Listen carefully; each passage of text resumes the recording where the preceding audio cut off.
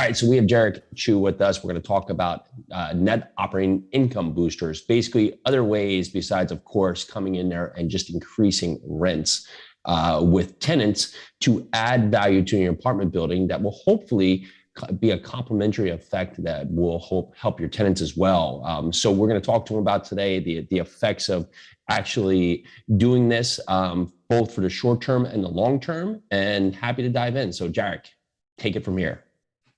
Great. So for, I guess the purpose of this is really, I'm trying to figure out how to understand payback period, cost benefit analysis of different NOI boosters, so to speak. And, initially just the preliminary, idea of, oh, this makes sense or does it not make sense? So it's not really diving into the weeds of, the full execution, but more so, where should we kind of focus our efforts? What are some opportunities and risks to know about, and what kind of makes sense from there? Okay, so the number one thing is replacing kind of the water fixtures and trying to find a water savings program. So putting in sink aerators, replacing shower heads, possibly going for toilets, things like that. I think right now, just the easy day one fix would be shower heads and like aerators. And those seem to be pretty like day one things that seem pretty easy to do. I'm just wondering, what are your thoughts on, kind of the opportunities and if there's anything missing there from the water savings program? That's one of my favorites, especially if it's an older property. It's an all owners paid property. It can help you cut down your water bill, right? Because aerators, their effect here is that makes it feel like you're still getting a good supply of water. And that's what the aerator does. And not just be a trickle, but it actually cuts down on water usage, right? Because we've all started to shower and then thought about something else and got out there and been on the call for 15 minutes, the shower's running, and your tenant's doing the same thing here. And so the more you can limit on that exposure to your water bill, doing things like this that can ultimately benefit not only you, but still not take away from your tenants, it's a huge value add. So you can do this right over the course. And you will see the lagging effect based on your water bill comes in, could be 45, 60 days, start to see some inherent buildup that will be beneficial to you. Toilets are another one you can do too. There's a plug and play here because you want to make sure that you don't create more of an issue for you based on the age of the building here. So I would say if you're going to do the toilets, I'd want to scope out basically your sewer pipes, right? Because your waste lines, because if the waste lines are small or have trouble or a lot of blockage here, well, you're now creating a lot less water volume going down the toilet here. So you might create more problems in the back end. So I've actually had it work almost 90% of the time. One time it hit us where we had to replace 2 sewer pipes. Now, ultimately, in the benefit of the property, of course, it adds more value, but it exacerbated that problem or shortened the time frame to where we may have never faced that problem if we kept it. So the overall long-term effect of holding the property is actually paid off, but you do want to get to a point to scope out those lines right there to see what you're dealing with, because it may bring you some other things that you need to go up and look at. And so part of that here is that if you go into a building that's 1950s, 1960s, 1970s, do the sewer pipes, is there cleanouts? Because that might be the first part here, is that you do want to go and add cleanouts too.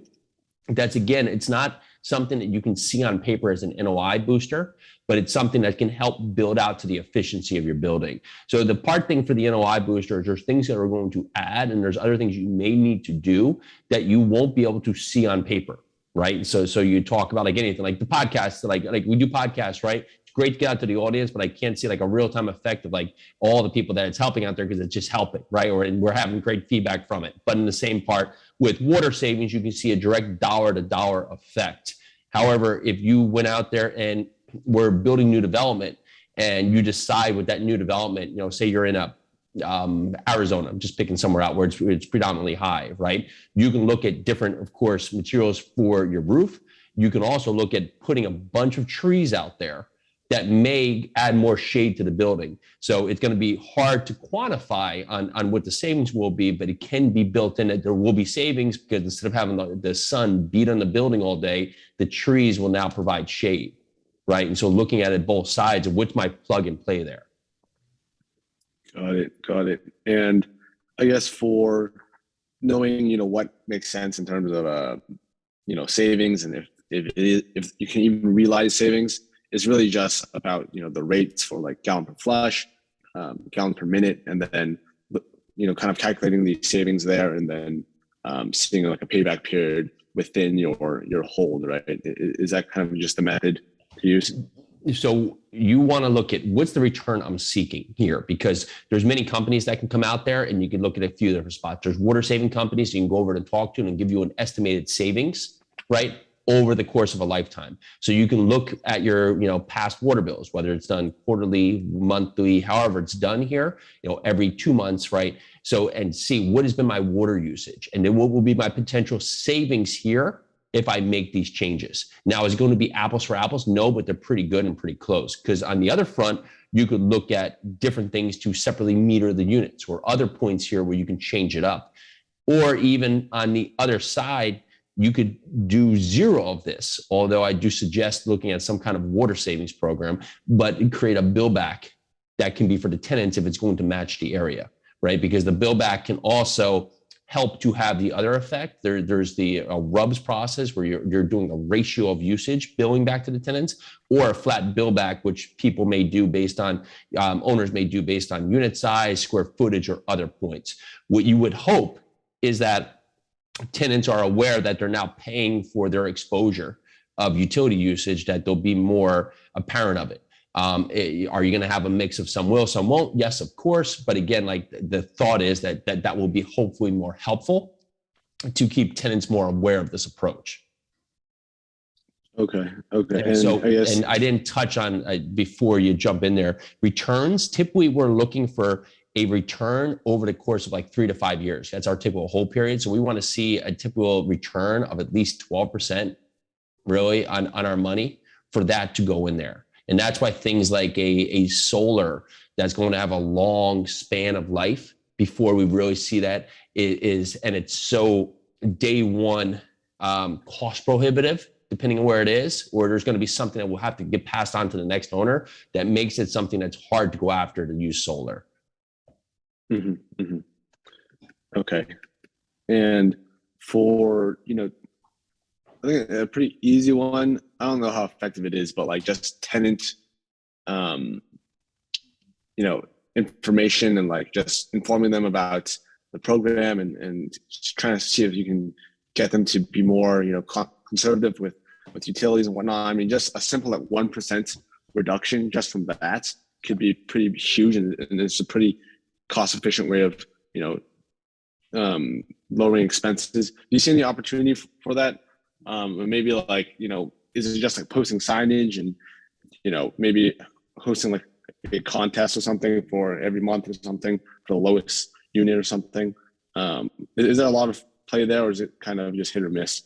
The contest is interesting. I don't know, where tenants' interests lie, what the contest approach would be. However, I've never thought of that. So that could be a potential. I've done contests in other ways for like tenant referral programs to have like tenants come and bring their friends. Because you find when tenants live together, with their friends, they're going to stay longer, right? But we call it as tenant awareness, which is basically tenant training when we take over a property. Tenants have been trained that the prior ownership is not going to fix things, not going to want to really keep up, potentially the opportunities we're finding here. So the tenant gets set to not call, right? Because like, my faucet's, it's leaking. So let me call down there. No one picks up. Okay, I'll put in the maintenance request. Okay, a day goes by, 2 days go by. I'll call again. No one comes out. And at a certain point, they're like, oh, this is so much effort. I'll just put a cup under it, right? Well, that's water going down the drain. So the tenant awareness to say, what's your open CapEx? Doing a water walk, which is basically where you have your crew, it could be your property manager, a plumber, walk all the units and look to circumvent problems that are one existing or two existing. That can save you a lot. And you also want to let tenants know that there's a new group in town. We want to make things better. We want to make this a better place for live. So you can come in there and set that narrative where tenants, they don't want to live in a place that's not working well, right? They no matter what our mindset can be, they want to live in a great place. So they can afford what they can afford. However, they don't want to live in something that's falling apart. So if someone can be there to fix it, they're going to be more, treat it like their home instead of just like something that they're passing by, right? So it's going to add value on that stance where you can help on both sides, because you do the water savings, but you also do the tenant awareness. You're going to have that perfect storm. Okay, right. It's just a training thing that needs to be put in place like day one, just setting expectations. Okay. It's the awareness is more, what are your open maintenance calls? And then doing as you say you're going to do.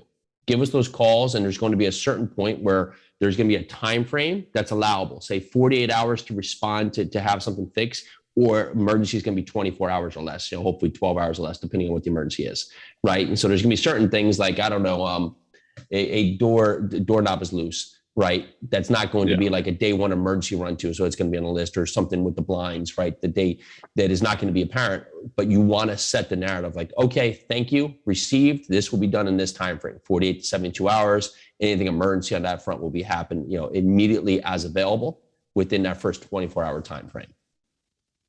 Got it. Okay. Okay, so I think the next item I was thinking about is a little bit more on the harder side of things to implement, which is like carports. I guess for one, there's limited parking, or there's like 40 units, I think 25 parking spaces, and they're pretty full. So maybe we're thinking reserved parking, carports, or building something like that, and then renting it out on a monthly basis. So, we're thinking, of something, just buying off of Amazon for like 300, 400 bucks. I don't know if that's a sustainable model, and then putting it in place and renting it out. You're trying to think about the risk for that. So it works best in areas that either have a lot of hot heat or have a lot of, adverse weather, right? So it works in those both areas here. Now, you can do two things. One, you can see, are any other properties doing this? What are they charging? Right. Of course, you could think of a couple ways. When do tenants want something that can help them? When parking's uncertain and maybe they have to park far away from where they live, especially when they're bringing in with groceries, right? Or they have a part where their car is constantly exposed, whether it's to the heat, right? So it's or it's covered with snow all the time, where you can solve this, right? So you can have that, or even garages, right? What are other properties doing it? If it's not the point, before taking the risk, you can even survey your tenant base. We are looking to install these things at a term. This will be a sign-up list. Who would be interested, right? And if you get, and if you get 50 signups, like, wow, okay. So we're gonna have a lottery order. But if you get 5, you can look at it to a point. Okay, if I put in 10 of these and assume more are going to come in the future, 10 at this point, maybe I'm going to get another $50 a month, right? And so 10 is going to take me, say it takes $10,000, right? The $50 I get a month across 5 of them, that's 300, 3,600. That 3,600 on my $10,000 investment, I'm basically paying it back in 3 years. You're tracking that, but it's about, you'll make that. So that could be a good investment. And that's pretty back in the napkin math, but say that was, you can say, okay, now you want to set, is there anything with permits? Talk to the town, make sure you're not going to do something you put in there, just to make sure that, it's as easy as you want them to go put a car parts and they're not going to yell at you. Right. But that is that point. Even setting up parking that can be more desirable, can help you too, right? Because you do want to have a certain allocation of parking spaces per unit based on what's needed. Also, to be fair, just so one person who has a single family or a one bedroom unit doesn't have 6 cars out there or something crazy, right? And so just make sure that it's fair across the board of allowed cars. Right. Okay. Now you will have to build this in, because remember, you're going to come into leases. So it will be opportunities that you can, one, add this as a rider to existing leases, or 2, but you won't be able to break leases and try and add something onto people. So like, say you're doing trash valet for people that, maybe the dumpsters are far away, and you're going to offer this service. You're not going to add this on. You can elect to give tenants the opportunities here, but if you're going to install like a bill back or like a rubs, like that will be with new leases here.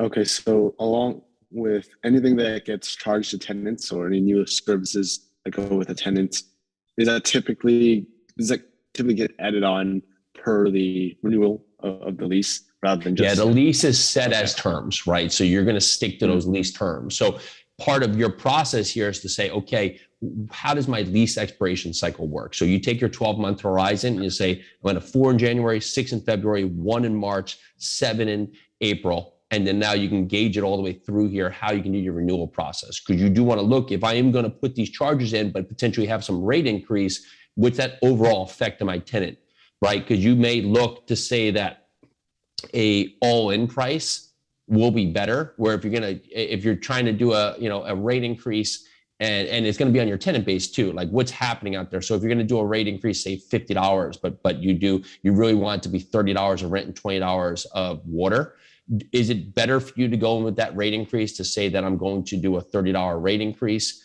on rent and $20 bill for water, bill back for water, or just do $50 across the board. They both accomplish the same thing. It's going to be easier for you to have them separated. However, you want to know how your tenant base sees it, also based on comparable properties. If everybody else is basically looks like they're paying for water, but the paying for water is because they're including that in their charge, and that is an apples for apples on your tenant base, you probably want to stay the course, right?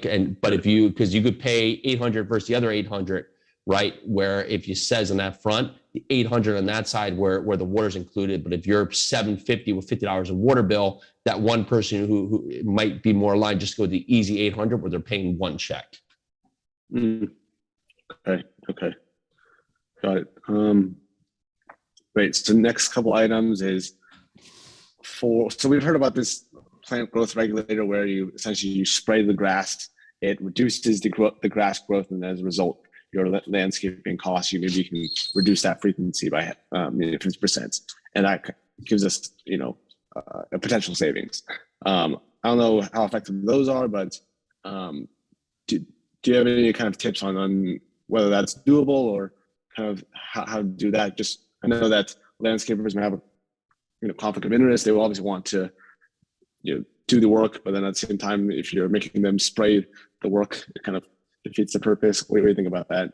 Well, they're going to pay you for that charge too, so it's going to be a plus or minus trade-off, right? And they're typically going to offer that service with it there, So like we're not. Okay. So if they're offering a service, sure, you can go in there, but you want to see, is this something that happens a lot in the area? Like how much grass do I have? Do I have like 10 acres of open field that they're cutting, or is it basically they're just cutting, right around the curbs, like just around my building, right? So if it's limited on the grass, you almost look like, I need to cut this every 2 weeks. Like, what is this, right? There's gonna be a certain point where you want to look at the effort based on the savings. Like if it's going to save you like $20 here and there, it's a lot of effort. If it can be substantial savings. So if your landscaping is $2,500 a year, and that's pretty comparable out there, and maybe you get it down to $2,100, although it may look like some savings on the front end, but the effort to do that, is it worth it over time? Got it. Okay. Yeah, your energy could be spent better working with tenants, right? Or even like for this, like some of the parts, if they're having a lot of problem with grass, like look at the other side. Oh, it's because they have pets. Okay, well the pets are just going wherever they want because there's no designated areas. Could you make a designated area, right? And so some of these things they're difficult to say this is going to increase the bottom line, but overall it creates more a community feel, creates more desirability by your property because it doesn't look mishmash. So ultimately adds to the value of your property because it's making it more of a community. Right. So it's okay. So a little bit about the spend of effort, whether it makes sense or not, versus other. That's a lot of things too. You can always find ways to save money, but is it worth it? And is it going to have for the effort, for all the time you're going to put in, like the 10 meetings you have to go about it, learning about all this product, or is your effort better spent or something that you can start to push the value in another way with the property, right? And so it's time, commitment, energy, and truth, whether the process even works or not, right? So maybe it does, like, does it show about it by 10%, And so what does that actually do for the process overall? Got it. Let's see, a couple last ones. I think it's a cable contract, getting that in place, and then storage space. So I think for cable contracts, currently all tenants have their own, they're handling on their own. Possibly bring one in to the property itself and then charging for it could be a play. I've heard about some things where it's not possible based on like laws or whatnot. You know anything about that? You can look at it state by state regulation, but in the most part it is. And you can talk to the cable providers. What you have is you have two different sides, non-bulk and bulk. All right. So bulk is typically, you'll see that on a lot of new construction. What you'll find here is they can get a bulk rate. The cable company, for access to your building, will pay you like a decorating fee, like an upfront flat fee that will be, say it's $5 per door, $100 per door, and you are going to pay for every unit, whether there's a tenant there or not, a certain amount. And because of this bulk rate, you're typically able to get it at a discount. So if cable, TV, the whole package costs, $50 a month, maybe we'll give it to you for $30, and then you're able to go back and now bill the tenant at the $50 mark. Right. But note that if you're, 10% vacancy, 5% vacancy market, you're paying for those units every month, whether there's a tenant there or not. On the other side is non-bulk. I like non-bulk better for properties we're taking on, 60, 70, 80 property right here, because inherently here, same thing's gonna come back with leases. If for this cable, it's going to all, and you put a bulk, basically bulk option on, you're going to be paying for all the tenants that still have leases in place. You're not going to be able to bill them until their leases come up. And from that, you're going to be more exposed to having to get that money from there. I like the other part where you'll get a smaller decorating fee, but the revenue share, because on the bulk or non-bulk, you'll still get a revenue share based on what it is, but your revenue share is more on you getting a discount on the rate.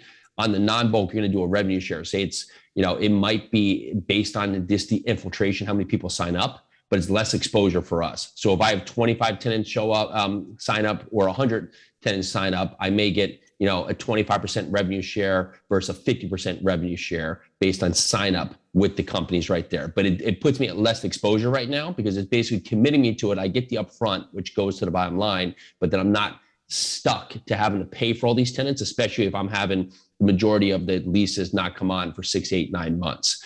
The cable companies are constantly going to want to push you to the bulk, right? And some will give you a lesson that you may have more difficulty getting into it with that, but you want to look at your risk exposure if you do go bulk. New construction makes a lot of sense. You live in buildings, you'll see it, that's just built in like that as it is. But for existing buildings, I always want to try and get the non-bulk, because it puts less downside risk on us. This is also going to be a cost. Some of these like laundry contracts and others, same thing with the laundry contract, that's going to, if it exceeds the life of your ownership, is going to be passed on to the new owner. This does not get canceled. Where like some landscape and some garbage, some things get transferred over. This laundry cable will not stop at a sale. Right, it'll continue on to the next owner. Correct. Okay. Got it. I think that's generally it. I think some other things that I thought about was like collecting an application fee, which is not in place, and then collecting pet rent for pets in place. I think for pet fees, I was just thinking, for it does have, a built-in wear and tear into the building, and then you have probably have like roaches and like fleas and whatnot, and so I would say I'll give you the easiest solution here is that if these are warranted in the market, you should bill for all these. Of course, you have proper application fees and all the other points, but pet fees, remember, these will all tie into the lease though. So if you have a current pet there and there's no lease with it, right? It's not part of it there. You're not gonna be able to start billing for it until that lease comes up. But you should go in there and see what is the standard. So typically maybe it's a $250 deposit and another $50 a month, $30 per month for a dog. You're gonna allow potentially certain breeds, and maybe you don't accept cats, right? And so you wanna see what's the market. Also rely on your property management company so you get to match what is happening there, right? So the bigger piece of the puzzle is just saying what's happening in the market and match it. Typically, you have a good property management in place. It is going to be apples for apples, that they're going to go in there and have proper procedures for a new applicant coming in there. But you do want to put in some kind of pet fee here, right? But on the counter too, you also don't, like, if all of your building, all of the surrounding comps are accepting pets and you're like, I'm not going to accept pets, it's going to put you at a disservice from your leasing perspective too, because you're going to be the one that's not matching the market. So you do want to trend to the market and see where it is. Most places you're going to see a pet charge, and so I would just follow it. Okay, right. Yeah, I think it's a lot of research with just comps and things nearby. 100%. A lot of research there. Okay. I guess from just that preliminary research, that's kind of just the list I kind of created and all the worksheets that we have. Is there anything that you see maybe fairly general that I can maybe, or anyone should really look into more that's maybe missing from the list? You want to look at the part for storage too, right? That's the same part of what your turnovers are. Storage may or may not work. I'd survey first to see if it's worth the cost. But at one point it cost us like $2,500 to put like 10 storage units in, and we even though we rented out like 5 of them, we're getting like 25 a month, right? So 25 a month, 300, 1,500. I had the money back in like a year and a quarter. right? Or a year and 4 months. So it made sense, even though, and we didn't test it at first, we just did it because we had all those open spots, but just make sure, because you have to think about, security, all these other points, just like if you want people going down there. So just make sure that you're covering your bases, but other things that can make it go. Like I would say another piece that we didn't talk a lot on would be LEDs, right? Or timing and lights. So like the hallway light, so it doesn't stay on forever, is there light timers that go on, or changing up LED bulbs, or looking at a point where if there's no insulation or attics, or if there's water pipes that are constantly hotter, there's no insulation around those, or even the windows, the R value on the windows, right? That if the windows are single pane windows and basically all the air and heat is going in and out of the windows because there's no insulation value left to them, that's another case in point you want to look at, because replacing those windows can have a really good effect. I'm going to have to jump off, man, but these are great questions. If you come up with some more, please let me know. But I talk a lot of these with asset manager because this is the right thought track for you to have to create a lot of value here. Because if you look at most of these here, most of these improve the property without having a negative effect on the tenants, which is a huge win on both sides, right? Some of these, the tenants will have to pay because it's something that should be paid for it. But when you can have that hand in hand here, where you're adding value and then asking for revenue, it makes it a more harmonious place to live, and not something like, hey, just give me money for this, right? And you'll see the effect overall based on, you'll see that people will start treating this more like a home. Love it, man. This is awesome. Keep crushing it. Go crush doing this, buying multifamily, and doing master or doing finals in the same week. Gotta love it. Yeah, this is the final week, so hopefully we get that done, and I'll be done with finals the rest of my life, or so to speak. Hey, we're always learning, man. I thought one day I'll never do testing again. I was like, every day is a test in a fun way. So you're well into it. I wish at your age I was doing different things, man. You're in a good spot. So really good thought tracks today. We can work with some testing these out, but I would just say track the market. That's going to give you a lot of feedback you need, is knowing what the competitors are doing. There's going to be certain parts where you outshine them, but if it's working for the market, it will work for you. And that's an easier risk allocation than just diving in the front end. Great. All right. Thanks so much. Awesome work, man. Are we on Tuesday? Have a great Tuesday. We are. Yeah. I'll see you later. Send you. All right. Bye. Bye.